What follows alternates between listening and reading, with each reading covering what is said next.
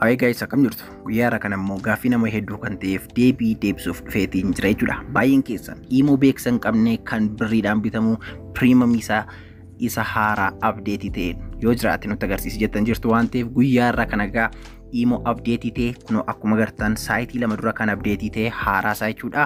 Isa qarshiidhaan bitamu piriimamiidha jechuudha. Beeksisa tokko kan ofirraati hin qabne haala ittiin buufachuu dandeessanii fi akkaataa itti fayyadamtan sirriitti kanan isinitti agarsiisu ta'a jechuudha. Kanaaf egaa boonni imoon beeksisa isin rakkise hundumti keessan furmaata bareedaa argattu jechuudha. Sababni isaa akkuma agartanii mood kan ta'e piriimamii isaa adda firiidha jechuudha. Piriimamiidha. Akkuma agartan iddoo kanarraa firii tolaan buufachuuti ni dandeessu jechuudha. Kanaaf amma egaa osoo yeroon gubiin akkamitti akka beeksisarraa kan bilisa ta'e kan qarshiidhaan bitamu piriimam kan ta'e kana karaa itti argachuu dandeenyu dhaqnee waliin ilaallaa jechuudha.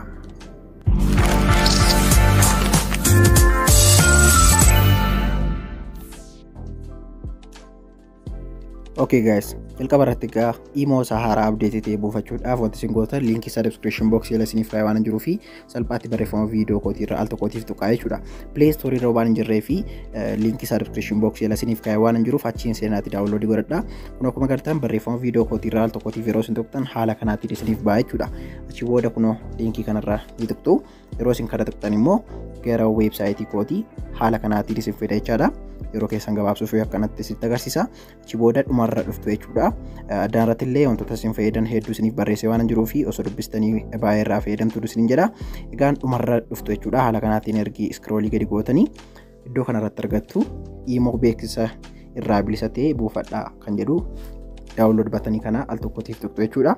Achi booda bilbila keessanitti daayirekti buufachuu ni dandeessu jechuudha. Kana fakkaata egaa. Kana fakkaata jechuudha. Kanaaf amma egaa osoo yeroon gubiin instaalii goona jechaadha. Daawunlood ergi gootanii booda gara faayil manaajarii keessan keessa kottaati instaalii godhadhaa. Illee akkasuma gochaati jira. Kunootti jechuudha. Buufadhee waan jiruuf lammaffaa buusuun nan barbaachisu. Kanaaf an daayirektii gara kana dhufee jechuudha. Okay, kun akkuma agartan egaa instaal godheetan jira jechuudha. Kanaafuu open nan godha.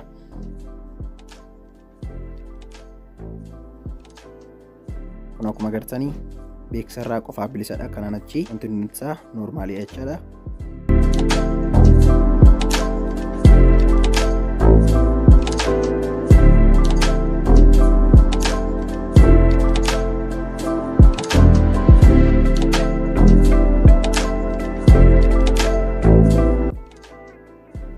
Akkuma agartan kunoo keessa seeneeti jira jechaadha. Ilaaluutiin ni dandeessu. Osoo isin ilaaltanii instaalii godhee bakka kanarra homaa beeksisi tokkollee hin jiru jechuudha. Piriimamiidha. Wanti hundumti isaa immoo haaluma duraatiin kan isiniif hojjetudha. Garuu beeksisa gonkumaa kan irratti hin arginedha. Akkasumas illee isin jalaatiin ciccitu yeroo haasoftan namoota wajjin meeseejii garaagaraa viidiyoo koolii yeroo gootan salphaatti jechuudha. Osoo isin jalaan ciccitiin isiniif kan hojjechuutii danda'udha jechuudha. Kana fakkaata egaa haala kanaatiin instaalii godhattu daawunloodii godhachuu isaa baay'ee tokko salphaadha. Liinkii isaa description box jala isiniif kaa'ee waan jiruuf achiin seentanii gara kanaa dhuftu. Dhumarratti immoo kun akkuma agartan isaan kan jalaatti argattu jechuudha. Baay'ee tokko salphaadha. Haala kanaatiin egaa imo piriimamii isa haaraa qarshiin bitamu tolaan buufattanii itti fayyadamuutiin ni dandeessu isiniin jedha. Akka isinitti tolee abdii guddaan qaba. Laayik godhaatiin ajjabeessaa. Please laayik osoo hin godhin namni tokko akka hin baane laayik godhaa.